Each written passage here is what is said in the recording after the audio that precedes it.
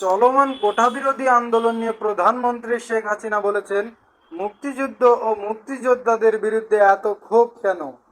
মুক্তিযোদ্ধাদের নাতিপুতিরাও পাবে না, তাহলে কি রাজাকারের নাতিপুতিরা পাবে? আমার প্রশ্ন দেশবাসীর কাছে, তাহলে কি রাজাকারের নাতিপুতিরা চাকরি পাবে, মুক্তিযোদ্ধারা পাবে না? অপরাধটা কি? নিজের জীবন নিজের জীবন বাজি রেখে সংসার সব ফেলে দিয়ে মুক্তিযুদ্ধে অংশগ্রহণ নিয়েছে। দিন রাত খেয়ে না খেয়ে কাদামাটি ভেঙে রোদ বৃষ্টি ঝড় মোকাবেলা করে যুদ্ধ করে এদেশের বিজয় ছিনিয়ে এনেছে।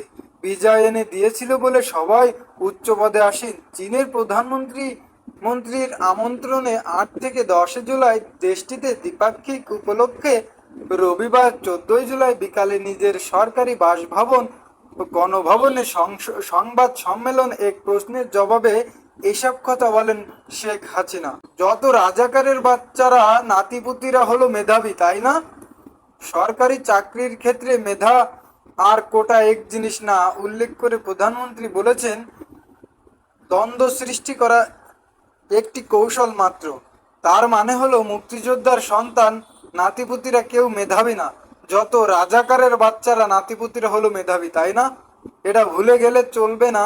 যাদের মেধাবী না বলছে তাদের হাতে ওনারা পরাজিত। যুদ্ধে মুক্তিযোদ্ধারা জয়ী হয়েছিল রাজাকারদের বিরুদ্ধে, এই কথাটা মনে রাখা উচিত সবার। তাদের মেধাটা কোথায়, সেটা আমার প্রশ্ন। কোটা নিয়ে কোটা নিয়ে প্রশ্নের জবাবে প্রধানমন্ত্রী বলেন, মেধা কার কত সেটা পরীক্ষার প্রিলিমিনারিতে, লিখিত পরীক্ষায়, তারপর ভাইভাই হয়।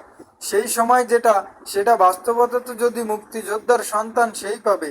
আর সব সময় সব কোটা পূর্ণ হয় না, যেটা বাকি থাকে তা তালিকা থেকেই দেওয়া হয়। অনেক চাকরিতে মেধার তালিকা থেকে দেওয়া হচ্ছে, এই নির্দেশনা দেওয়া আছে, কিন্তু সেখানে অবশ্যই মুক্তিযোদ্ধা অগ্রাধিকার পাবে, এটা দিতেই হবে। রাজপথে আন্দোলন করতেই থাকবে, তবে কোনো ধ্বংসাত্মক কাজ করতে পারবে না।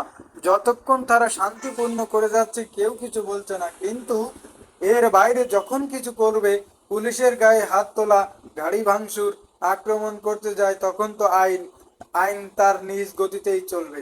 আমাদের কিছুই করার নেই। কোটা আন্দোলন করার আগে তাদের পরীক্ষার ফলাফল দেখা উচিত ছিল, যে কোথায় তারা দাঁড়িয়েছে, যুক্ত করেন প্রধানমন্ত্রী।